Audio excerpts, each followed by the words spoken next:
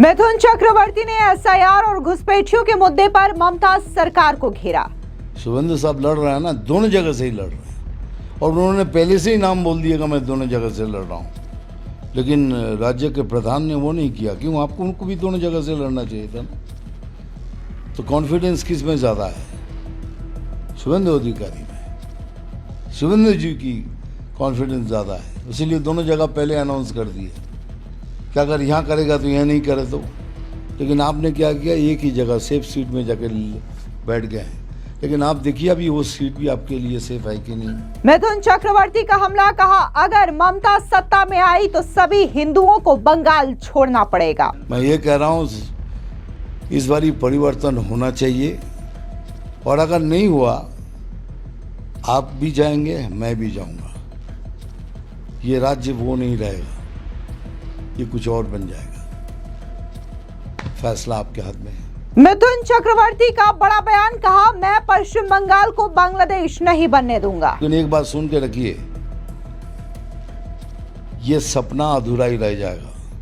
हमारे जैसे लोग, जब तक मेरे बदन में एक बिंदु भी खून रहेगा ना, कोई माई का लाल इसको पश्चिम बांग्लादेश नहीं बना सकता। मिथुन चक्रवर्ती का बड़ा दावा, कहा इस बार सनातनी जाग चुका है और पश्चिम बंगाल में बीजेपी की सरकार बनेगी। सनातनी जाग उठा है। जैसे मैं कहता हूं, गर्व से कहो हम सनातनी हैं, हम सनातन के हैं। सनातनी जाग उठा है, अगर इसी तरह जाग के वोट कर दें तो गेम हो जाएगा। पश्चिम बंगाल विधानसभा चुनाव के बीच बीजेपी के नेता और बॉलीवुड के एक्टर मिथुन चक्रवर्ती ने बड़ा बयान दे दिया है। उन्होंने कहा कि अगर ममता बनर्जी पश्चिम बंगाल की सत्ता में वापस आती हैं तो सभी हिंदुओं को बंगाल छोड़ना पड़ जाएगा।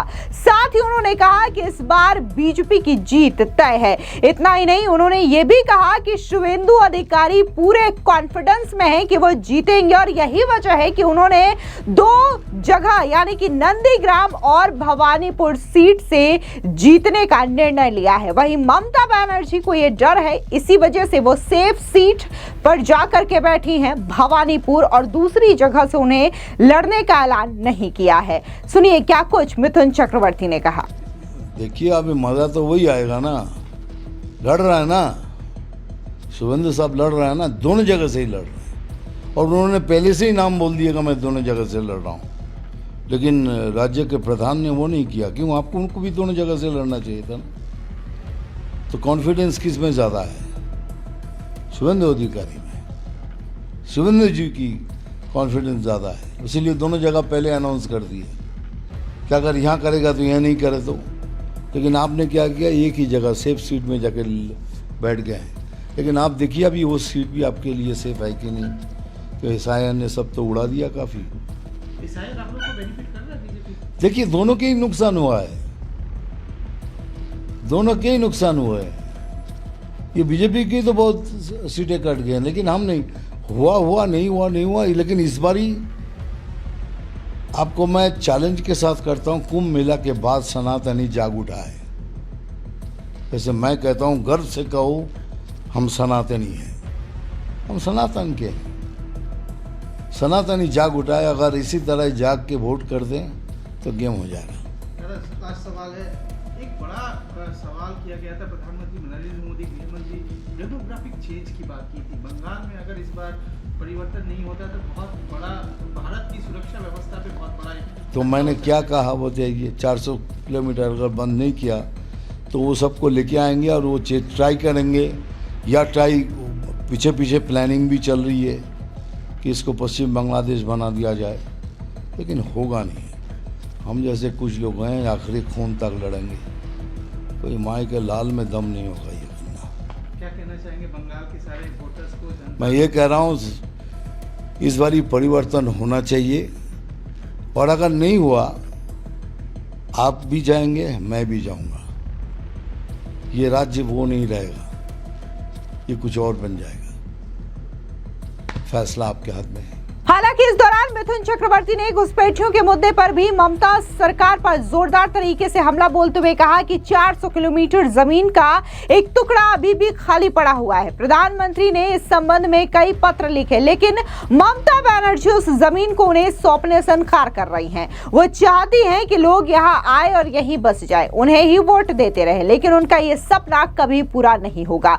जब तक मेरे बदन में एक बूंद भी खून रहेगा तब तक कोई माई का लाल पश्चिम बंगाल को बांग्लादेश नहीं बना सकता। सुनिए क्या कुछ मिथुन चक्रवर्ती ने कहा। व्यवस्था का क्या इस पर असर पड़ रहा है? बहुत ज़बरदस्त असर पड़ रहा है। हमारे जो बंगाल के मुस्लिम हैं उनको बहुत ज़बरदस्त उन पर असर पड़ रहा है, क्योंकि जो नौकरी उनको मिलनी चाहिए उनको नहीं मिल रही है। जो सुविधाएं जो केंद्रीय सरकार हमारे मुसलमान भाई लोगों के भाई बहनों को देते हैं वो नहीं मिल रहा है, उनके बदले में उनको वो लेके चले जा रहा है। 400 किलोमीटर की जगह है जो अभी भी खाली पड़ी हुई है। प्राइम मिनिस्टर ने एक बार नहीं, दो बार नहीं, कितनी बार चिट्ठी लिखी हैं, लेकिन गृह मंत्री ने की, लेकिन ज़मीन नहीं दे रही है। क्यों नहीं दे रही आप देते तो अभी तक वो बन गया होता, प्रॉब्लम ही सॉल्व। क्यों नहीं दे रही? कि उनको चाहती हैं कि ये आए हमारे यहाँ बैसे और मुझे वोट देते रहे ऐसे ही उसी तरह, और मैं बनते रहूं, उसके बाद पश्चिम बांग्लादेश बना के मैं कुछ बन जाऊं। लेकिन एक बात सुन के रखिए, ये सपना अधूरा ही रह जाएगा। हमारे जैसे लोग, जब तक मेरे बदन में एक बिंदु भी खून रहेगा ना, कोई माई का लाल इसको पश्चिम बांग्लादेश नहीं बना सकता। लगातार जिस तरह से घोटाले की बात कर रहे हैं, महिला सुरक्षा की बात कर रहे हैं, बेरोजगारी की बात कर रहे हैं, 26,000 नौकरी चली गई है, क्या लगता है कि इस बार जो आप लोग का संकल्प पत्र होगा, जिस तरह से अभी गृह मंत्री अमित शाह जी ने भी कहा था सबसे पहला प्रायोरिटी उनका 45 दिन के अंदर बॉर्डर को फिक्स करना है, तो क्या लगता है कि इन मुद्दों को लेकर क्या आप लोग संकल्प पत्र में भी आप जनता के बीच जाएंगे वोट के लिए? देखिए, ये तो हमारे एक है, ये सोनार बंगला बनाने के लिए हमको पूरा झाड़ पीट के सब साफ कर देना है। ये एक है, ये मुद्दा तो है, ये मुद्दा तो रहेगा, लेकिन इतनी गंदगी फैल चुकी है इस बंगाल के अंदर, झाड़ू लेके सबको साफ करना पड़ेगा, तब एक नया बंगाल देखने की उम्मीद रहेगी हमारे में। इस बार बंगाल में 2 फेज में चुनाव हो रहे हैं दादा, तो क्या लगता है कि इस बार बंगाल के लोग शांतिपूर्ण तरीके से इस बार वोट मतदान दे पाएंगे? क्या लॉ एंड ऑर्डर सिचुएशन का जिस तरह से उन्होंने मुख्यमंत्री ने खुद स्टेज में कही है कि अब जो है बीजेपी की ओर से और इलेक्शन कमीशन की ओर से जिस तरह से लगातार जो रिसफल किया गया IAS IPS ऑफिसर का, अब मेरी कोई जिम्मेदारी नहीं है अगर किसी तरह का यहाँ पे वायलेंस होती है, तो क्या किस तरह से देख रहे, क्या लग रहा है कि शांतिपूर्ण तरीके से बंगाल में जो इलेक्शन कमीशन, अब मैं तो चाहता हूँ और थोड़ा करें। अगर शांतिपूर्ण एकदम करना है तो इलेक्शन कमीशन साहब को और थोड़ा शक्ति से सामने आना चाहिए, तो एकदम शांति के साथ इलेक्शन होना चाहिए, या और होगी भी। लेकिन अभी अपने जो राज्य के प्रधान हैं वो तो कहेंगी, जब जीत जाएंगे तब कहेंगे सब कुछ सीखता, क्योंकि उनके हाथ में सब कुछ होगा, वो मार दंगा करेंगे, सब कुछ करेंगे बीजेपी ने किया है। यही तो उनकी पॉलिटिक्स रही है और यही करती रहेंगी, और क्या करेंगे। 2 फेज में चुनाव हो रहा है तो बहुत अच्छा हो रहा है, बहुत अच्छा। This is the only way to do it, क्योंकि एक जगह से दूसरी जगह ट्रांसफ़र नहीं कर पाएंगे। जो मारामारी गुंडागर्दी जिन लोग करते हैं उनको लेके आने में भी समय जाएगा। इस बार बंगाल में विधानसभा में देखा जा रहा है कि कांग्रेस जो है 294 सीटों पे इस बार चुनाव लड़ रही है, तो क्या लगता है कि बीजेपी को एक बड़ा चुनौती मिलेगा इससे? देखिए, बीजेपी एक ही अपोजिशन पार्टी है जिसको सब हराना चाहता है। सब बोलते हैं बहिष्कार करो। आपने कभी सुना है किसी को बोलते हुए कि तृणमूल को हटाओ? किसी भी पार्टी को सुना है कि बोलते कि तृणमूल को हटाओ? सब कहते बीजेपी को हटाओ, ये फैसिस्ट पार्टी है। हम लोग सब अछूत हैं, ये सब भगवान के लोग हैं। आपको बता दें कि बीजेपी के नेता मिथुन चक्रवर्ती ने एसआईआर के मुद्दे और ममता बनर्जी की तुष्टीकरण की राजनीति पर भी जोरदार तरीके से प्रहार किया। मिथुन चक्रवर्ती ने कहा कि मौजूदा टीएमसी सरकार को आखिर एसआईआर से क्या दिक्कत है। हर राज्य में ये एक स्वाभाविक प्रक्रिया है। इतने सालों के बाद एसआईआर की प्रक्रिया होना तय है। मैं ये बिल्कुल साफ कर देना चाहता हूं कि बीजेपी मुसलमानों के खिलाफ नहीं है। बीजेपी भारतीय मुसलमानों के खिलाफ नहीं है, वो उनके खिलाफ है जो कि इस देश में रह करके देश के खिलाफ बोलते हैं। साथ ही उन्होंने ममता बनर्जी की वोट बैंक की पॉलिटिक्स पर भी हमला बोलते हुए क्या कुछ कहा, सुनिए। रास्ते में उतर चुकी है। इस मुद्दों को पश्चिम बंगाल में एसआईआर का जो प्रोसेस चल रहा है, इसको आप किस तरह से देखते हैं और क्या कहना चाहेंगे? पहले बताइए कि इसके खिलाफ ये जो हमारे जो सरकार चला रहे हैं उनको तकलीफ क्या है? पहले तो तकलीफ होगी ना, किस लिए तकलीफ है? ये तो एक हर स्टेट में this is a natural course के इतने सालों के बाद एक बार गणना होगी, यही ना? तो प्रॉब्लम क्या है? हम तो पहली बार एक बात बहुत क्लियर करके बोल देना चाहते हैं कि BJP is not against Muslim, BJP is not against Indian Muslim, BJP is against those जो भारत में रहकर भारत का नुकसान करना चाहते हैं, हम उनके खिलाफ हैं, राइट? तो हमारी लड़ाई क्या है कि जो आए हैं एसआईआर में आपको पता चल गया है, सच्चाई खुल के आ गई है। ये मैं नहीं कर रहा हूँ, समीक्षा कह रही है कि कितने वोट बाद गए हैं, कितने डेड बॉडी अभी तक ऊपर से आके न्योता लेके आते थे, सब डेड बॉडीज़ यहाँ के खाना खा के चले जाते थे, है ना? डेड बॉडीज़ यहाँ खाना खाने न्योता दिया जाता था तो के चले जाते। तो सब कुछ क्लियर हो गया। उसमें बीजेपी के भी तो कितने नाम कट गए हैं। एक प्रोसेस है, हम क्यों प्रोटेस्ट करेंगे? तो उनको क्यों प्रोटेस्ट? उनको इसलिए प्रोटेस्ट करना है कि उनके बगैर उनकी वोट क्या होगी, उनका जो वोट का आधार है, जो वोट बैंक है, वो खाली हो गया, बैंक बैलेंस खाली हो गया। तो क्या एक विशेष माइनॉरिटी की बात कर रहे हैं आप? जिस तरह से बोले minority is not a issue to Bengal. हाँ नहीं, हम बात कर रहे हैं, डायरेक्ट बात कर रहे हैं, बोलिए। हाँ, मर्जी की बात कर रहे हैं। मुस्लिम वोट बैंक क्या एक अपीसमेंट की पॉलिटिक्स यहाँ पे? ये नहीं तो क्या है? ये काय की पॉलिटिक्स है? अपीसमेंट तो आज से नहीं, जब से स्वाधीनता हुई तब से अपीसमेंट चले जा रहे हैं।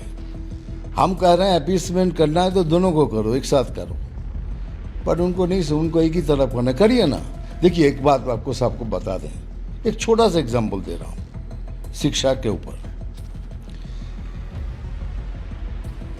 50,000 स्कूल है, इन गवर्नमेंट्स के स्कूल है, 1 से 5 तक थे, प्राइमरी स्कूल है 5,000, जिसमें हर साल जहाँ कोई टीचर नहीं है, कोई स्कूल में कोई अगर टीचर है तो 1 से 5 क्लास के लिए एक ही टीचर है और वही टीचर सभी सब्जेक्ट पढ़ाते हैं। दुर्दशा देखिए। और इसी तरह ही चले जा रहे हैं, स्कूल बंद हुए जा रहा है। लेकिन मद्रासा को 5,713 करोड़ रुपया दिया है मैंने राज्य के प्रधान ने। इससे पता चला लेगी। और जिसके सर्टिफिकेट का कोई वैल्यू ही नहीं है। आप पढ़ाइए, रिलीजियस चीज़ पढ़ाइए। मैं सम्मान के साथ कह रहा हूँ कि बहुत ज़रूरी है, जो दीन पढ़ाते हैं हम लोग, बहुत ज़रूरी है वो। लेकिन साथ हालांकि इस दौरान मिथुन चक्रवर्ती ने एआईएमआईएम के नेता असदुद्दीन ओवैसी को लेकर के भी बयान दिया। उन्होंने कहा कि ओवैसी मुझे पसंद है, पढ़े लिखे हैं, इतना अच्छा बोलते हैं, ओवैसी साहब एक रियल लीडर है। सुनिए क्या कुछ ओवैसी पर मिथुन चक्रवर्ती ने कहा। ये पहले मैं एक बात बोलूँ कि जो मैं सच बोलना चाहता हूँ कि ओवैसी साहब जो है ना, मुझे बहुत पसंद है। इतना पढ़े लिखे हैं, जब बोलते हैं इतना अच्छा बोलते हैं। मैं बल्कि उनके जो भाषण होते हैं मैं सुनता हूँ बैठ के। ओवैसी साहब मुझे मेरी नज़र में एक पक्का रियल लीडर। और हुमायूं साहब ने एक पार्टी खोली है, दोनों मिल गए हैं। अभी हुमायूं साहब क्या करेंगे नहीं करेंगे तो उनकी पार्टी का है। बाबरी मस्जिद का जो मुद्दा है वो मैं तब बोलूँगा जब बन जाएंगे, उससे पहले मैं कोई बात नहीं करना चाहता इसके बारे में। ये रिलीजियस मैटर हो जाएंगी, उसके बारे में नहीं बोलिए। आप लगा इस दौरान बंगाल में बीजेपी की जीत का दावा भी मिथुन चक्रवर्ती की ओर से किया गया। साथ ही जब उनसे यह सवाल पूछा गया कि ममता बनर्जी आरोप लगाती हैं कि अगर बीजेपी यहां आई तो यहां के लोग क्या खाएंगे, ये भी बीजेपी तय करेगी। इस पर मिथुन चक्रवर्ती ने स्पष्ट तौर से करारा जवाब ममता बनर्जी को दिया। साथ ही उन्होंने ये बताया कि बीजेपी और टीएमसी की योजनाओं और उनकी राजनीति में क्या फर्क है। सुनिए क्या कुछ मिथुन चक्रवर्ती ने कहा। सरकार बनाने के लिए मैजिक फिगर हासिल कर पाएगी? देखिए, इस बार ये हमने जो किया है आप देख सकते हैं। हमने कोई, क्योंकि हम सब बहिरागत हैं ना, उनके वहाँ तो कोई बहिरागत है ही नहीं। दो एमपी तो यहाँ ही सब भूमिपुत्र है ना। मैं भी बहिरागत था, अभी लिएंडर पेस भी बहिरागत हो गया, बट कल नहीं था, आज हो गया। इसी तरह मैं भी बहिरागत हो गया। लेकिन एक बात सुनिए, इस बार ये हमने जो चुना है, अच्छा है बुरा है, लेकिन लोकल आदमी को ही चुना है। लोकल आदमी को ही हमने चुना है कि लड़ना है, कि लोकल आदमी लड़े और जीत के आए। और इसीलिए उम्मीद के साथ कह सकता हूं कि इस बार डेफिनेटली हम जीतेंगे। दादा, जिस तरह से आपने कहा है कि इस बार आप लोग फुल कॉन्फिडेंट है मैजिक फिगर तक आने के लिए, लेकिन बंगाल विधानसभा चुनाव से पहले ममता बनर्जी जिस तरह से वो और एक चीज़ कह रही है कि बंगाल जो बीजेपी सरकार है वो नॉन वेजिटेरियन के खिलाफ है, मछली के खिलाफ है। आप लोग अगर बीजेपी को लाते हैं तो बंगाल में मछली खाना बंद हो जाएगा, वेजिटेरियन सबको बना दिया जाएगा। तो किस तरह से ये आपको लगता है ये बात सच है? अरे वो तो कुछ भी बोलेंगी, कुछ भी बोलती आ रही है। अभी कोई इशू नहीं है, अभी ये इशू को पकड़ा है। महाराष्ट्र में मैं रहता हूँ, कुछ बंद हुआ है? आप भोपाल में शूटिंग करने जाए तो कुछ हुआ है, राजस्थान में शूटिंग करके कुछ हुआ है, दिल्ली में कुछ हुआ है। ये मच्छी बच्ची वच्ची सब कुछ, ये खाली बोलते ही जाएंगे यही बात। एक चीज़ जो बोले जाएंगे कि एक मांस नहीं खाइए, जो हमारे लिए एक रिलीजियस थिंग है, जो धक्का लगता है दिल पे। लेकिन हम मुसलमानों की वो चीज़ भी हम इज्जत करते हैं, हम दूसरा मांस भी नहीं खाते, और हम बोलते भी कि ये चीज़ का नाम तक मत लो। एटलीस्ट मैं बोलता हूँ नहीं, ये नाम मत लो इसका, यह हराम है। लेकिन ये जो बात अभी मच्छी नहीं खाने देंगे, ये नहीं खाने देंगे, तो मच्छी लोग क्या करेंगे? मच्छी लोग इतने हो जाएंगे जब खाएंगे नहीं, तो पश्चिम बंगाल में इतने जो मच्छी उड़ रहे हैं वो क्या करेंगे? वो पानी के ऊपर बड़ा पकड़ो मुझे, कब तक मैं खड़ा रहूँगा? नैरेटिव सेट किया जाए। और क्या नैरेटिव सेट का झूठ सेट किया जा रहा है। आपको मच्छी नहीं खाने देंगे, ऐसे हम मच्छी नहीं खाने दे रहा है, हम रोएंगे कि हम रोज मच्छी खाते हैं? ऐसे भी बोल रहा हूँ। मैं खुद बंगाली हूँ ना, हम भी वेजिटेरियन खाते, कोई एक दिन मच्छी खाते हैं, कभी एक दिन चिकन खा लिया, कभी एक दिन अंडा खा लिया, यही ऐसे ही खाते हैं लोग। अभी इनको क्या फ़र्क पड़ गया पता नहीं, अभी बड़े शायद कुछ चक्कर है इसमें कुछ। बंगाल में जिस तरह से मुख्यमंत्री ममता बनर्जी अपने 10 वादों को लेकर इस बार उतरी हैं कि जो उनका मैनिफेस्टो है, इसमें उन्होंने कहा है कि बहुत सारे ऐसे प्रकल्प है, जैसे लक्ष्मी भंडार हो गया, कन्याश्री हो गई, बहुत सारे स्कीम है जिसको उन्होंने इस बार रखा है कि बंगाल के विकास के लिए उन्होंने बहुत सारे काम किए पिछले 15 सालों में। लेकिन क्या लगता है कि आपको लगता है कि बंगाल में विकास के लिए जिन योजनाओं को वो बात कर रहे हैं, जिन ये स्कीम्स की बात कर रहे हैं, अभी युवा साथी योजना भी वो लेके आए हैं, तो इस पर क्या कहना है? मेरा कहना है कि उन्होंने जो प्रकल्प की बात की, एक भी हुआ है 15 साल में? ये हुआ है युवा साथी, ये श्री वो श्री, ये खाली बस है 1,500 रुपया। तो 1,500 रुपये किसी का घर चलता है? आप बताइए ना, नहीं चलता है। लेकिन आप देखिए, बगैर बोले महाराष्ट्र में 3,000 रुपया दिया जा रहा है माँ बेटी को, हर बीजेपी स्टेट में 3,000। हम बोलते नहीं हैं, हम जीत के आएंगे तो दिखाएंगे, आप 1,500 मिलता है, 3,000 हम देंगे। लेकिन खा के बोल के फायदा, वो बोलेंगे हाँ ये 1.5 दे रहा है तो इसीलिए 3 दे रहा है। ऑलरेडी दे रहे हैं हम। महाराष्ट्र दुनिया जहाँ भी देखिए 3,000 रुपया दिया जा रहा है। तो दूसरी बात यह है कि ये जो प्रकल्प की बात कर रहे हैं, आज तक कोई प्रकल्प उन्होंने किया नहीं है। दिस इज़ ऑल खाली लोगों को उसी चक्कर में फंसाना है। और कितनी साथी करेंगे? अभी हम लोग बेसहारा हो जाएंगे, बेसाथी हो जाएंगे। कितने साथी उन लोगों ने ऐड कर दिया। 1500 रुपये में घर चलते, बोलिए ना। अभी उसका बेटा अगर उनमें कोई विवेक हो, वो करप्शन नहीं करना चाहता है, वो तो भूखा मरेगा।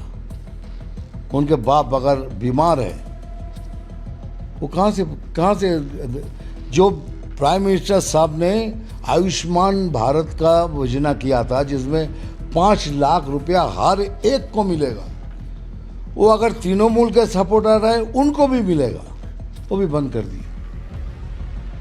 तो अगर कोई 1500 रुपये में अगर आपके चिकित्सा हो सकती है तो मुझे कुछ कहना नहीं। 5 लाख रुपया इसे ऐसे रोक के रख दिया, किसी को लेने नहीं दे रहा।